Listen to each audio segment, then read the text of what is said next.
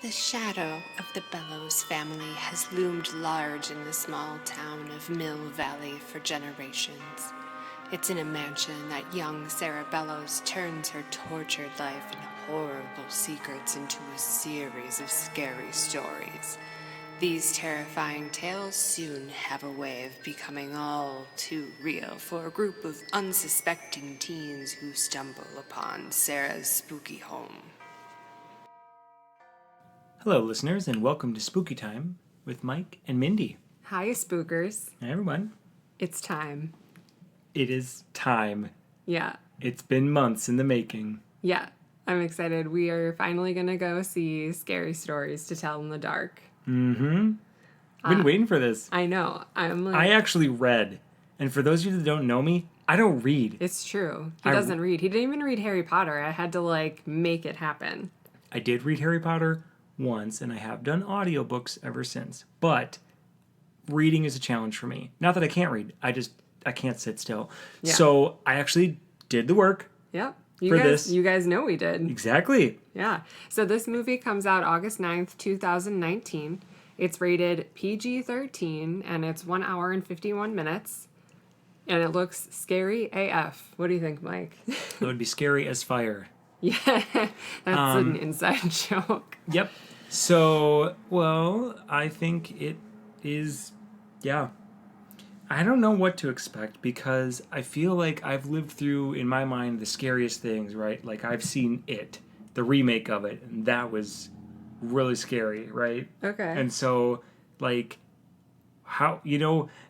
don't want to write off this movie because it's like a kid's story or whatever. I mean, it's not Goosebumps, guys. It's not Goosebumps, but you know what I mean? It's scary stories to tell in the dark, and while the concepts as I was reading them were scary, I guess I'm a bit nervous to see how it translates to film. So nervous in two ways.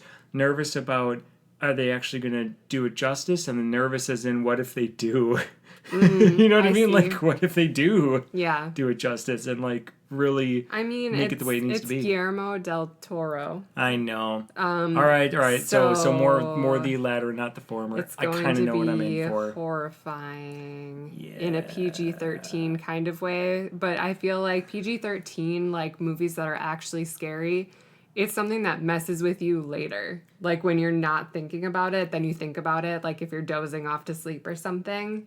And then you're just going to be like, oh my God. Well, I will say this, right? So with PG-13, the challenge is to be scary without, a lot of gore, blood and stuff. Mm-hmm. And so probably going to be more towards that psychological thriller thing. Like you had mentioned, that thing that lasts with you and goes home with you and props up shop in your home. And you saw Sarah Bellows' ghost, right, in the trailer? Because that is, she's horrifying. She's almost banshee-like. Yeah, a little bit. Yeah. A little bit. So I think that'll be interesting, if she kind of is a banshee in a way. Maybe she is now. Yeah. I don't know. I think that'll be interesting.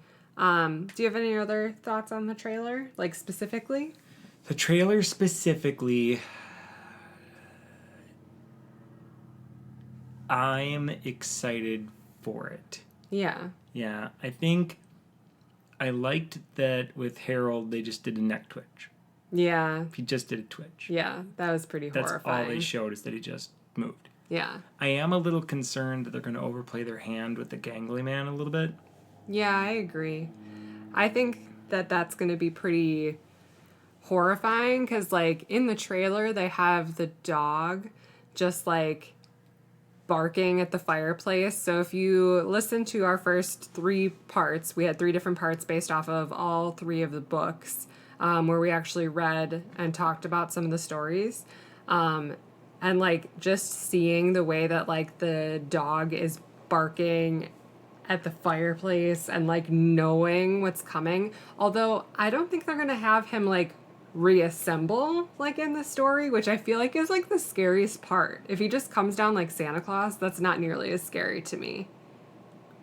You know what I mean? It's still going to be horrifying, but it'd be scarier if he came in pieces. Here's the thing. I think you're not thinking about how it's not going to be like Santa Claus, feet first, ho, ho, ho. No, But imagine if you hear the soot falling down, and then you see the arms come up from under it, and he kind of like comes out Yeah, backwards. because he does like, kind of like walk all weird, Right, which I so- hate, right, like so, crab like- walkers and like things like that. Right, so I think that's what you need. You don't That's a think good of point. like come down feet first. No, he's gonna like do some like weird, unnatural like Yeah, like climb bug up- movements. Yeah, bug crawling out of that thing. If they don't have the reassembling, which I think Yeah. they might, because in the bit of the trailer it looked like there was a bit of like body coming back together Oh, I hope around so, the though. torso. Yeah. Why not combine it and make it super horrifying, where he reassembles and walks like a weirdo? So. I think it's gonna happen. Okay. Yeah, so I don't know. I like the way that they kind of revealed each of them and gave just a little bit of a taste, but just to see the gangly man like be more of a menace holding one of the kids, Yeah. that's what I'm a little worried about. Anytime they get a little bit too like physical or contact wise, they could become a little less scary in my mind. Yeah. Yeah. So, I get it. but like I said, just a concern. Yeah. I'm sure it'll still be scary. I'm sure it'll still be fun. So that's just Mike's nitpick for the episode. Yeah. So we know for sure that there's 4 stories that are featured. We have The Dream, Big Toe, Red Spot, Harold, and then kind of What Do You Come For? So which of those are you most excited to see come to life? Let's not talk Gangly Man because we kind of already touched on that. But out of the first 4 that I said that we know for sure those creatures are from those stories. I mean, obviously Harold's probably going to traumatize me, but the Dream I'm also really looking forward to. Yeah, I'm really interested. It looks like it's going to be that menacing. And again, I feel like with it being PG-13, there's going to be a lot more menace, which is much, much scarier to me. So the Dream, like, it's gonna... I'm just imagining the way that they showed it, like, in those hospital corridors, right? Yeah. And it's like, she's there, and then, like, maybe the lights cut out, and then she's not. Yeah. And then the lights cut out, and then she's right behind you! Oh, yeah. Oh. Yeah, that's probably what's going to happen. Well, or maybe not, because it's been, like, lately, like, you expect certain things from horror movies, and they've been changing it up where they don't do that obvious scare. And you're like, oh, this is when it's going to happen, because people have gotten so used to that, and now they're kind of changing it up. I'm interested to see if the hospital corridor is where, like, that attack happens, or is that where the warning happens? Because in the story, it's a warning first, and it tricks that person into going into the dangerous place. So I'm interested to see how that plays out. Do you like this concept of these stories coming to life out of, like, a journal rather than, I don't know, just like piece by piece, story by story in like a TV series or something? Do you like the Goosebumps method? Or what do you think that's going to play out like? If it's between like one or the other, I prefer it this way, and here's why.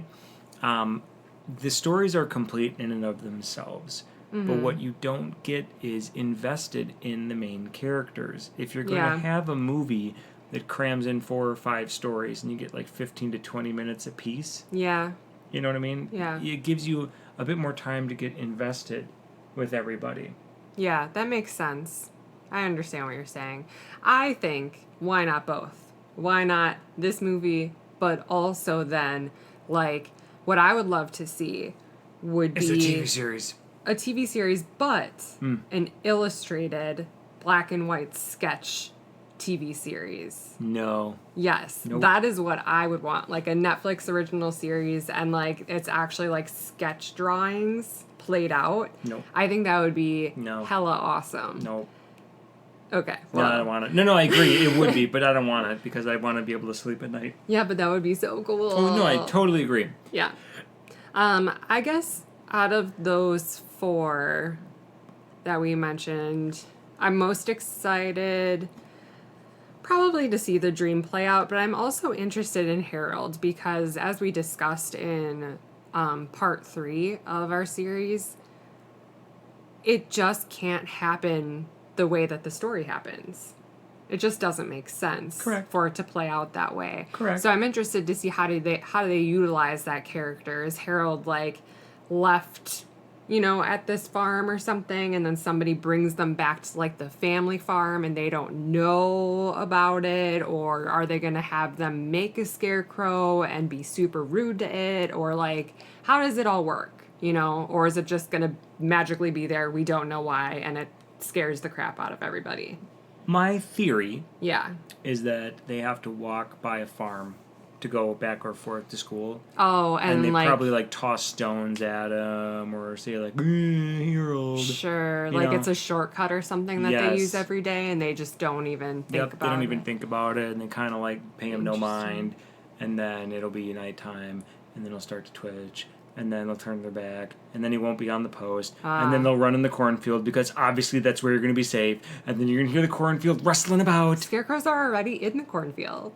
No, but you know what I mean? Oh, Like yeah. you're walking in the stalks. Oh, gotcha. Like you get off the path. You're off the path because clearly that's the safest way to go about I it. mean, kind of, because if you just run down the path, people know where you are. It is a possessed scarecrow. So run down the path. Run any way you can, but don't be. So why are you being mean about like No, running I'm not into being this- mean about it. Well, I'm just like, saying, being like- so judgmental about people running into the stalks. Because then you can't see where it is. Yeah, I guess then it like goes both ways, like Jurassic Park 2, right, with the raptors. Wait, what?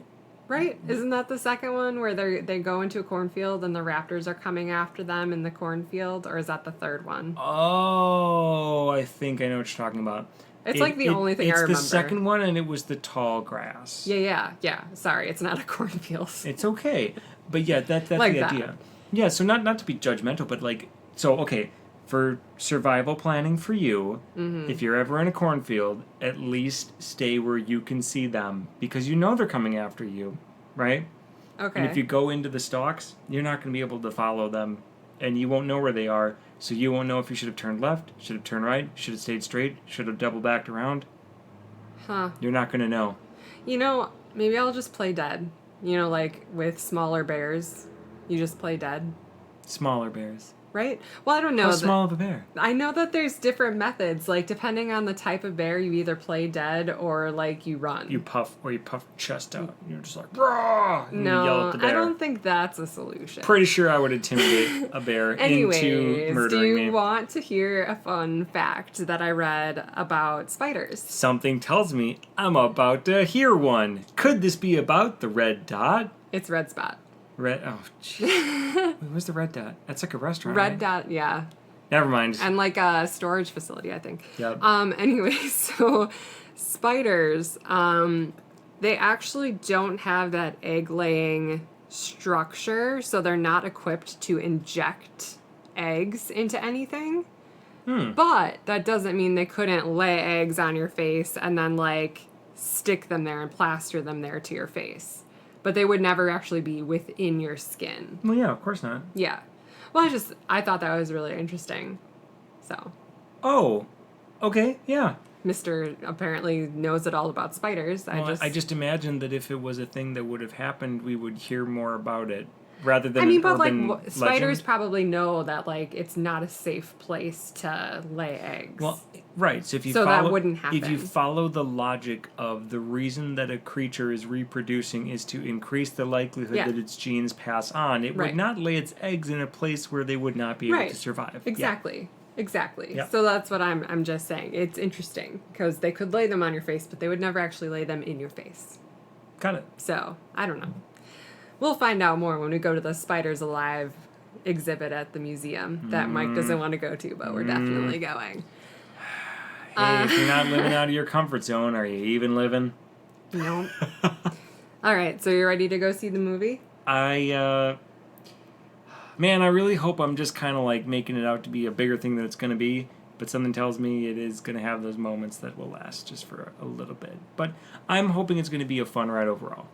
Yes, I'm excited. To yeah. answer your question, I'm excited too. Let's go. let's go.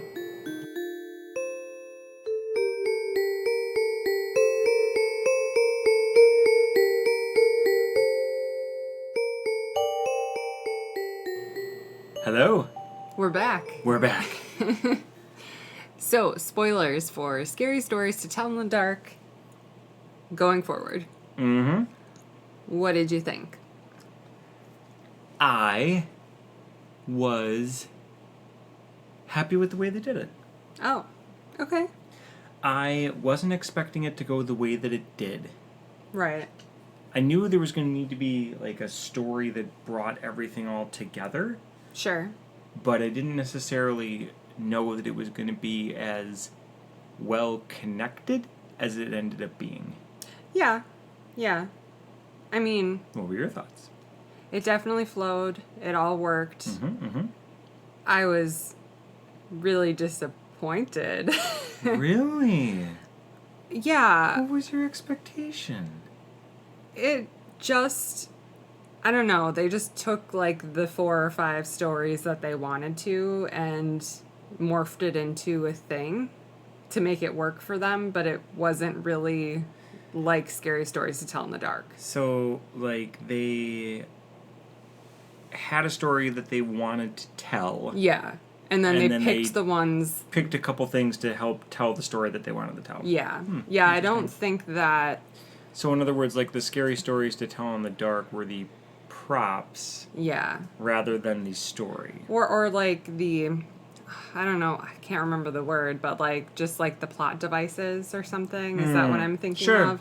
The plot devices that were used to move the story along. Yeah, it didn't seem like someone picked up the books and was like, okay, how do I connect like this story, this story, this story, because that would be awesome. It was, this is the story I need to tell to some 13-year-olds, so how can I make it work? Like, it definitely is a PG-13 kid type of movie. And I don't know why I expected more, and I think I was just too hyped up on the fact that maybe there was just going to be Easter eggs and nods and fun things to look for, but it honestly was just like, It was pretty straightforward. It was like, here's the stories that are going to be in it. This is a story. And like, so what did you think about the story other than like it being well connected? So it's basically like this girl steals this book from a haunted house. The book tells stories in child's blood, pretty much, of her friends that are with her in the house, and they disappear. All to try and figure out what happened to Sarah Bellows, pretty much. And her family was like super abusive and like locked her in the basement and then took her to this hospital, and then she killed herself, and she was telling everybody that the mill was poisoning the children, but the family was saying that like Sarah was, or that was like the myth or something, was that Sarah was telling stories to kill the children or something. I'm not exactly. No. So what happened was Sarah was going to tell people the truth. So her family owned the mill. Yeah. They put mercury in the water, which was poisoning the children. So it was like a waste runoff. Yeah, and then but the myth then was around town that Sarah's stories were killing the children. She killed the children. What really was that? Yeah, exactly. Okay. So, yeah, I mean, yeah, and then eventually the girl who stole the book has to find out the real story, and then when she does, the scary stories stop, and Sarah Bellows' ghost is free. But all the people are still missing that were stolen. Right. So it's all like, oh, I bet there's still somewhere to get them out of the book or something at the end. And I'm like, I just don't care. Like. Okay. I don't know. It was such like a young teen movie that I just. Plus, the people next to me were super obnoxious. Like, you guys, if you're paying for a movie, try and at least respect the people around you and not be like giggling the entire time, because this isn't even that scary of a movie that you have to giggle through. So put on your grown-up pants. Like, I just didn't have a great experience. So okay. I don't know. I thought the story was fine. It was just, it wasn't scary. It wasn't nearly as fun as I wanted it to be. It was all very, like, obvious throughout. So, yeah. Okay. I'm on the opposite end. Yeah. I thought it was good. I thought They did a great job. I think they did exactly what they needed to. I guess our expectations were totally off base. Yeah, I guess my expectation was very low and like, let's see where we go. And your expectation was very high and hyped, and boom. Yeah. Crashed down. I mean, I guess, like, I loved Pan's Labyrinth. I loved how, like, creepy and how, like, mysterious and great that movie was. And, like, this just is not the same at all. No. Yeah. And I mean, I know. I don't know. Let's talk about the stories, though, because I do think that they portrayed the monsters or creatures really well from them. Yeah. I did really like Harold. The movie hadn't gone south for me yet at that point, and I thought that that was great because they had, like, the kid in the varsity jacket who's, like, a total jerk, like, beating up the scarecrow because he lives on a farm. Predicted Yeah. that some kids would walk on by and treat him poorly, and they did. Yeah, and I thought it was awesome because they actually had Harold, like, just hanging on this pole or whatever, and the kid's super drunk and when he gets back home, and this is when the stories, like, start writing themselves. So it's the first story that comes to life. And that, right, so they found the book, and the book actually wrote out new stories. So Yeah. it's not like they were reading the old stories and then it happened. Yeah. The stories were writing themselves in the book As they were happening. happened. So Harold was the first one. Mm-hmm. And it was in the cornfield, and Mindy, Yeah. he ran in the open parts. Yeah. But then also went into the cornfield. He didn't go into the cornfield until he was stabbed right. with the pitchfork. So, but he was, like, drunk and, like, kept going by the pole. Yeah. Which was really awesome because each time, like, you just were like, okay, like, it's going to happen. And then it didn't exactly happen. And then eventually he was just off of the pole. Yep. And then you, like, saw him in the background. And then, like, yeah, the kid finds a pitchfork and tries to stab him. But then Harold actually stabs him. And then hay, like, bursts out of his wounds, out of his mouth and his ears and his eyes, and, like, oh my god, it was horrifying. He became the Yeah, scarecrow. So yeah. the kid became the new Harold. He became the scarecrow. Yeah, because when you saw the scarecrow again, it actually had on the varsity jacket and everything, and it was just horrifying. And I thought that part was really, really done well. Yeah. I really liked that one. The next one was the big toe, where Ugh. Augie was eating, like, a bowl of stew. Yeah, he found stew in his refrigerator. His parents were out of town. He's like, well, who made the stew? Well, someone did. I'm going to eat it because I'm hungry. Yeah, and why don't you she's- leave me with any food? Yeah, she's like, don't eat the stew over, like, the walkie-talkie or whatever, Yeah, because so the it's- story starts writing itself, and... And I don't know if we specifically stated this yet or not. I feel like we didn't, but this is based in the 1960s. Oh, yeah. So this is 1968. So no cell phones. Yeah. No internet, no social media. So they're using walkie-talkies. Yes. So they're using Yeah. walkie-talkies to communicate with each other. Yes. So they try to warn Augie or August. Yeah. Hey, Here, Don't eat there's it. a toe in there. don't eat a toe. And he's like, whatever, you guys don't know what you're talking about. I'm hungry. Yeah. And then he Then he eats pulls a out toe. a toe. Oh my Ugh, god. It's that's so gross because you, like, gross. hear it crunch in his mouth, and then... Ugh, Yeah, and then the that part was nasty. But corpse thing steals him from under the bed or whatever. or whatever. Yeah. Okay, this one was the scariest part. Oh, really? Of the entire movie. Oh.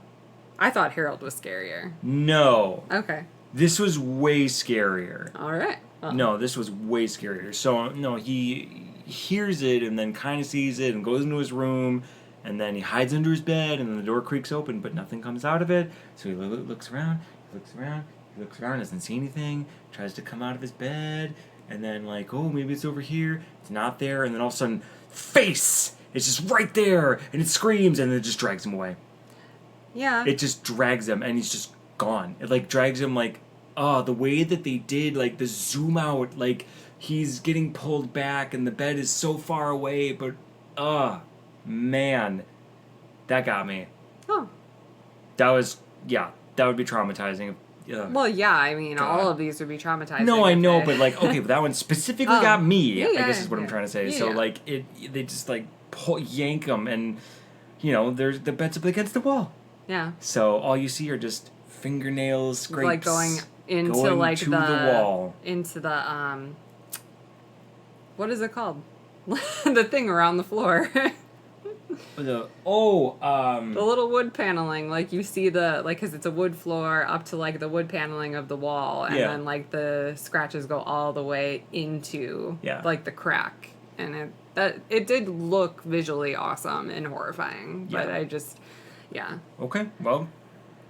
The red spot was super disturbing, though, for me. I thought that was really disgusting when she, like, ran into the bathroom and stuff. So this was, like whose sister? Augie's sister, or was this? No, it was Chuck's sister. Chuck's sister, gotcha. Yep. Yeah, and... Chuck's sister, who was dating... Tommy. The jock jerk. Yeah. That got scarecrowed. Turned into a scarecrow. That got scarecrowed. Yeah, so she just has, like, this pimple that she assumes, but then, like, she finds out it's a spider bite or something. Which she must have gotten bit. In the house. Yeah, they all went to the haunted house. Because a bunch of webs, like, were on her at one point. And she's like, oh, there's spiders. And I'm like, Yeah, so she got bit in the house, and then she's, like, going to perform in a musical at school, and... The spider stuff didn't disturb me. What disturbed me was it getting larger and larger and her just pushing around it. Then you would see it, like, move underneath the skin and stuff. That was gross. Once it burst and all the spiders were everywhere, I was like, whatever, it's fine. But it was, like, when it was, like, in her that I was, like, disturbed by it. Okay. But then, like, all the spiders exploded. They were everywhere. And then apparently they saved her because she was going to disappear. I mean, but the girl didn't die in the story in the red spot either, so I didn't expect her to Right, so die. This one kind of didn't really make sense it really because didn't. All of the stories had someone die except for this one. Yeah. So, I don't know. I don't know. So, but she ended up going to, like, a psych hospital or something for a while, and so she just, so in a way, she disappeared. Traumatizing, I'd imagine. Oh, yeah, for sure. And then the other one was The Dream, which was weird the way that they introduced it, because the kid was just like, Chuck was like, oh, I had that dream again. BT dubs, I've been having that dream. And it just felt really misplaced to me, and like they didn't want to not mention it and didn't know how to fit it into the story. You know what I mean? Because they were going, like, this is how we're going to do it, and then someone was like, well, wait a minute. We got to at least give a little bit of a heads up. Yeah, like hey, he's been having this dream.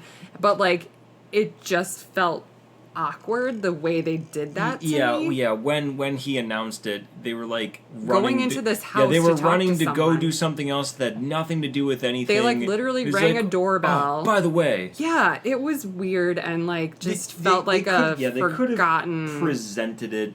They could have given it, like, a 2-minute scene that was its own thing that would have presented it a bit better. Yeah. Or even just have him, like, waking up. Yeah, just like startled from something. He's going and to sleep, and then he sees, like, the face, and he's like, whoa. Yeah, and this could have been a dream that was introduced even before they went to the house or something. Because the way they made it sound was like this was a recurring dream that he was having, so it's like they could have introduced this earlier in the movie, like when they were trick-or-treating or something like that would have been more like laid back. Yes, and it starts on Halloween. Yeah, it does start on Halloween, so all of this takes place at the very beginning of November for the most part.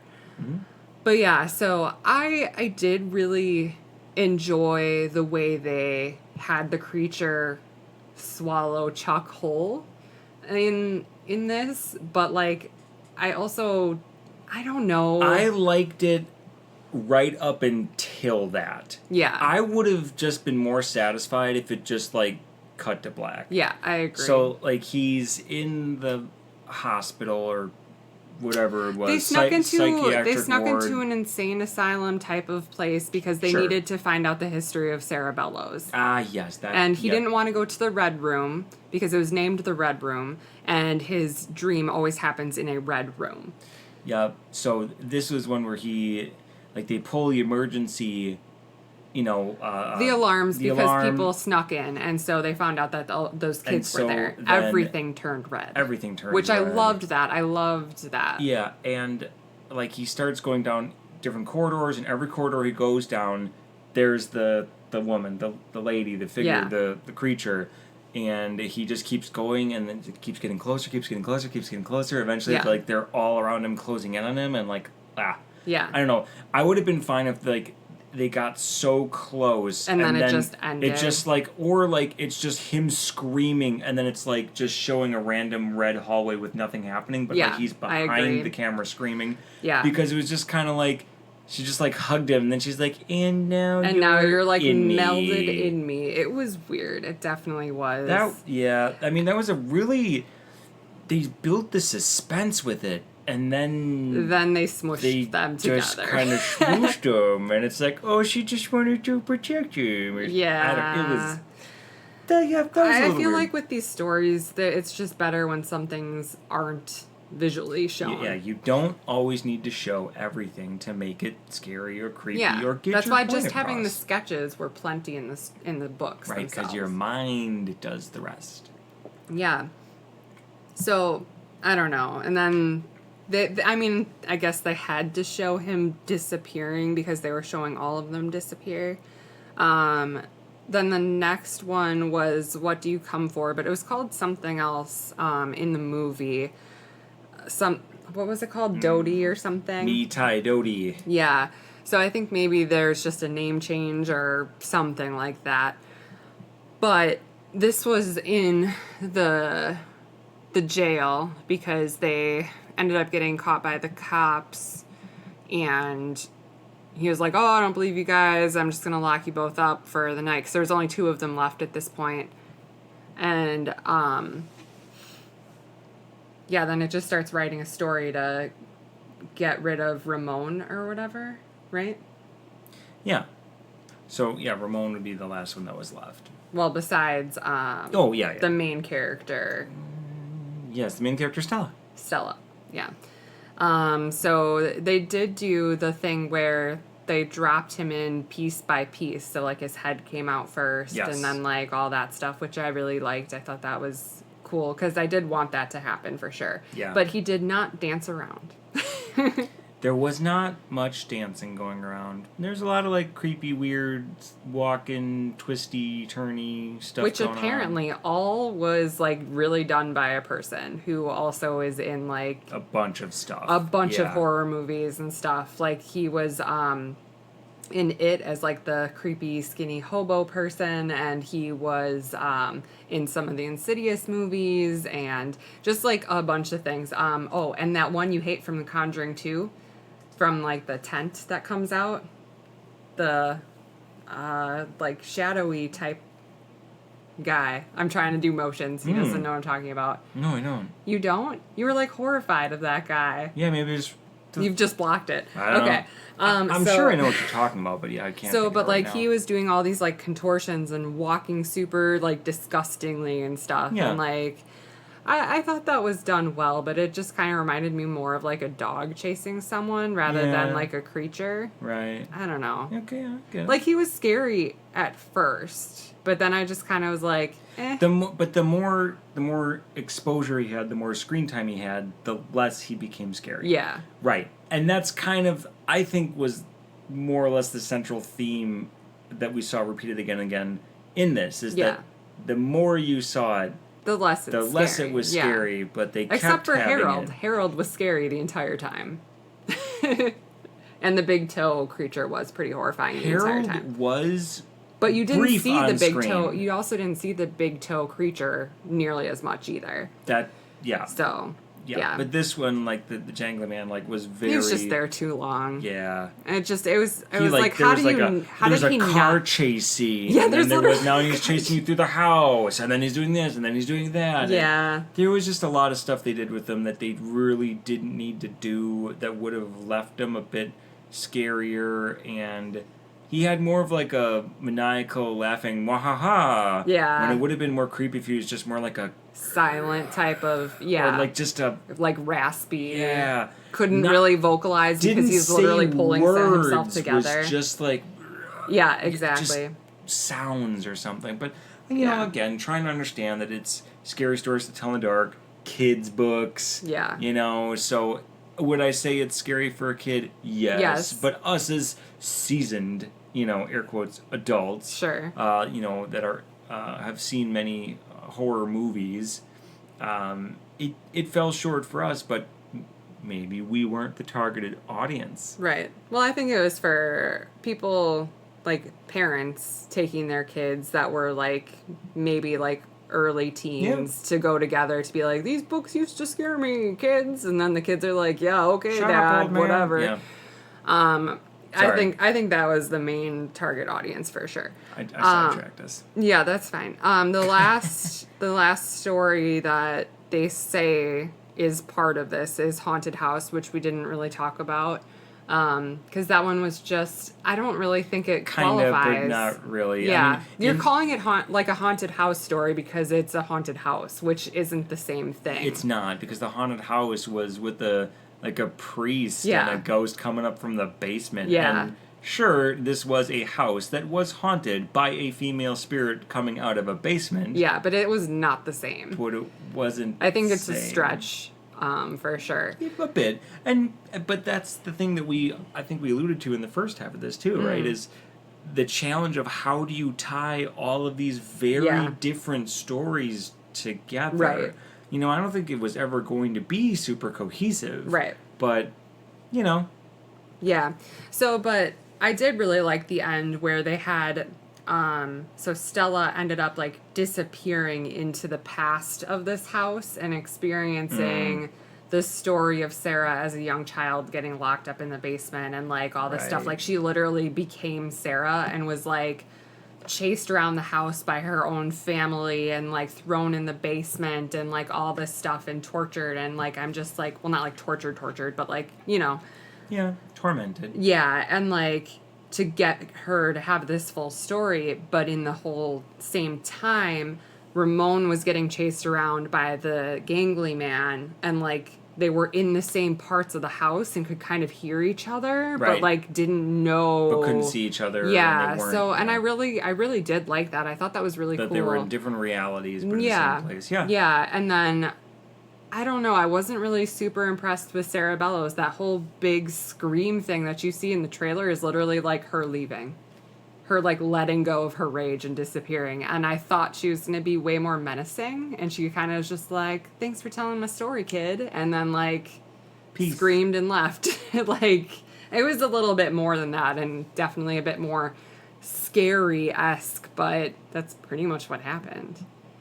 So, did you want to talk about the relation to the war and all that stuff in this?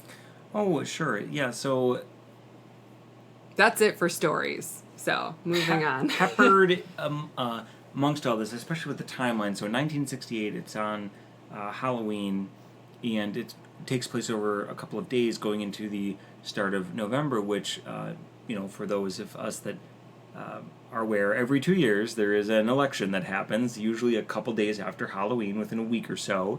And so this is what they chose was 1968. So the lead up to the election of Richard Nixon and the escalation of the Vietnam War and kids receiving draft letters.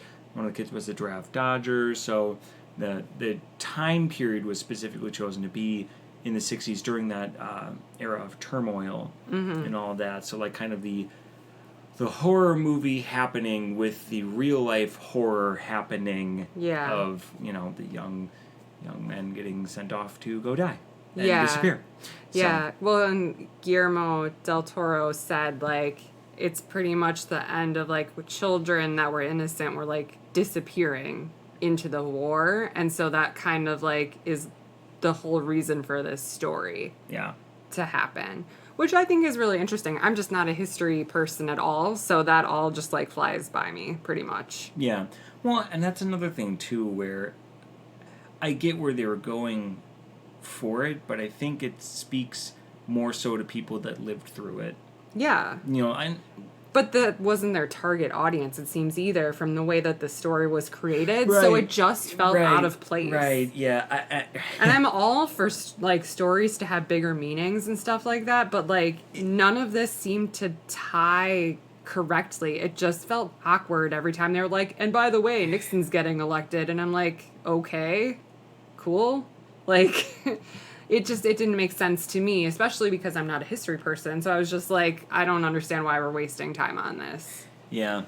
No, I understand there's a general critique that Like, they had good acting, they had good writing, they had good directing, they had good ideas, they had good material, but they didn't quite get it all together. Yeah. It was weird. Overall, it's kind of piecemealed together. Of like, I want to give this message. Oh, don't forget to mention this so that this part of the story works. A head over here, an arm over there, yeah, and then just like there, pulling it all together as if it fell. Yeah, and then kind of like crab walked around a bit, as if it fell straight from out of the chimney. Oh my gosh! Yes. No. Yeah. I mean, yeah, that's right. Okay. So, and I know that we were mentioning in our first 3 parts, like Easter eggs and things we were hoping to see, but like, there was nothing really. There was one thing. What? There was a black dog. There were 2 black dogs. There was the Doberman, and then there was the, Don't ask me about dog breeds. Yeah, Don't look at me like that. I absolutely know none. I don't know. There were 2 black dogs. It was not a golden retriever. No, it wasn't. But that one that was by the fireplace was so cute, and he was so smushy, and he was like, "Rrr." I loved him. So there were black dogs. There were black dogs. There were no other colored dogs. So I guess we could say that was maybe a nod to the black dogs that appear in some of the stories. Just saying. Oh, they did mention. Oh man, I forgot when they mentioned this, but Ramon mentioned. Ramon was in Stella's room reading some of the stuff that she was writing because she's an aspiring writer. Yeah. And he was like, "Oh, so their pet was a rat." Oh, a sewer rat. Yes, the sewer rat. That is a story. Yeah. And there were also some titles. Yes. Yeah, when they were paging through Sarah Bellows' book for like the children that had gone disappearing or her family members, before this time, that had the titles and they were the stories from the scary stories, but they weren't really mentioned. They were just kind of like paged through. Yeah. So there were those, but there wasn't like there's a white wolf over there, or they're being chased in a car, and so there's headlights, or like anything like that. And I feel like they had opportunities to do some of this stuff, or like when they're running through the woods. What about the lady with the basket, or just like I mean, I just felt like there was a lot of missed opportunities, and I don't know. I think I just had really high expectations, and I hope that this does get people interested in scary stories to tell in the dark again, so that maybe someone does pick it up to do like a small TV series or something that are actually based off of the scary stories. Well, and that's another thing too, is the medium that they chose of a movie. Was that really going to be the best way to take all of these disparate stories from all over the place, not really connected, to try and put them into a visual thing to show to people? Probably like a mini-series or a cartoon or something would be a bit better if you're going to try to show it visually, because trying to put it into one movie, it's how do you grab the elements of the stories without completely losing the point of them, but make them all make sense. So it was a challenge to begin with. Definitely. I will give that. Oh, no, and I agree, and I think that, I couldn't have necessarily done it any better either, it's easier to be like, oh, I would do this, this, and that, but, that doesn't mean my idea is any good either. Right, no, totally. I definitely respect, the acting was great, the effects were great, the story overall was fine, it just wasn't for me, know? It just wasn't what I wanted. Well, you know what it did, though? It got us to read. It did. We read because of this. We read because of this. And I'm glad we did, because I think we had a lot of fun along the way reading all those, or rereading in some cases, or reading for the first time fresh. So. Yeah, I agree. I really liked doing the other 3 podcasts and going over all the stories and talking about, what our favorites were and stuff. I think that was really fun. So this movie definitely brought me into the Scary Stories universe. Yeah. I just wish this wasn't the way it ended.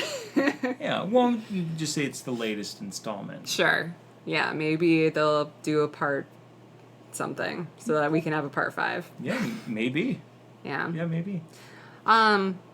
Is there anything else you want to say? Like, would you recommend it? I feel like we both would recommend it as long as you're, like, the target audience. It's something you want to see. You have the right expectations. I think kids, like, 10 and up can probably watch this as long as they kind of know what they're getting in for. Because it didn't really... It is rated PG-13. Yeah. There are 2 swears. That we remember.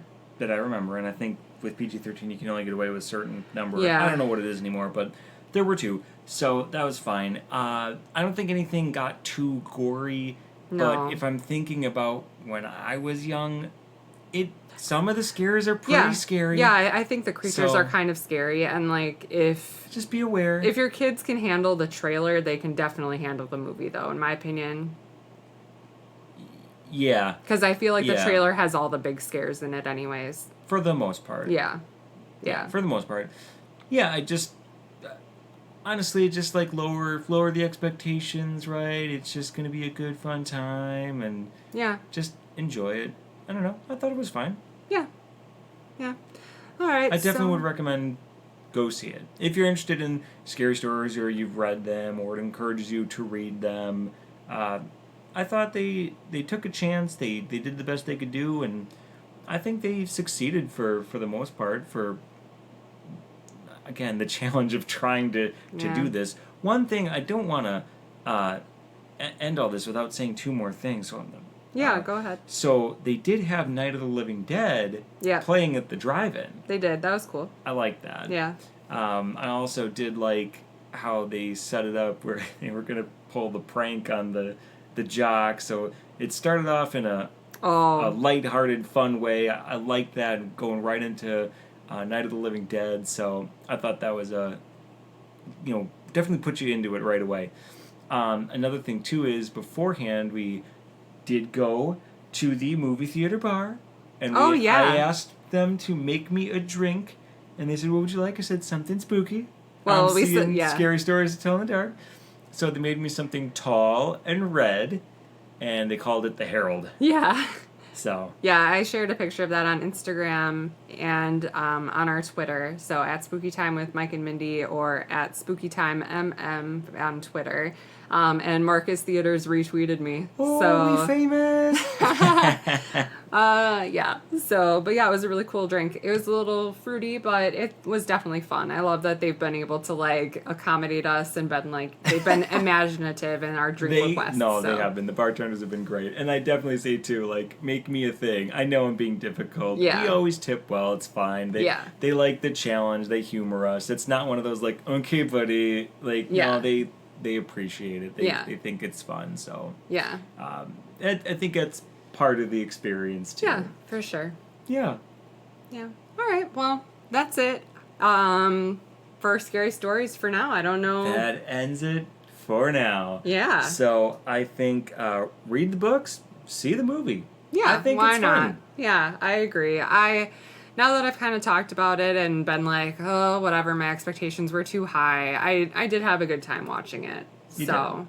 I did. I really hate when people are super annoying in the theater. I know. It really brings me down. So. I know. Yeah, and that's a bit of a difference too, right? So part of the reason why I try to drink a little bit before scary movies is to help me not get so tense and scared, but also too it helps me kind of tune out that background noise of the people all around you. And I know that's something you can't do. So I understand that would be very aggravating or annoying, especially when it's people directly next to you. Yeah. Because then you have the challenge of, am I the one that turns around and says, "Hey, shut up"? Yeah, or is someone else gonna do Is it? someone else gonna or do are it? they gonna Who's gonna stop in do a it? minute? Oh, I just missed that part of the movie. Yeah, and then you just get yeah. like pulled in and out, and you're not really in the experience you're not fully anymore. immersed in it. I Yeah, totally, so I'm sorry that at the totally beginning of our understand. review I was a little down and frustrated. It still is a good movie. It's definitely not recommended for like little kids, but I think if a family goes together with like young teens and stuff, I think it's definitely a fun movie. Yeah, grab for some the family popcorn. and stuff. Bring your blankets. Apparently, that's what people. Yeah, do these people are days. bringing blankets now. So bring your blankets. Grab some popcorn. Keep your shoes on. Please keep your shoes on. All right, that's it though. I think go enjoy scary stories. Thanks for going on this journey with us. Thanks for listening. And that's all I got to say. Stay spooky, spookers. Bye.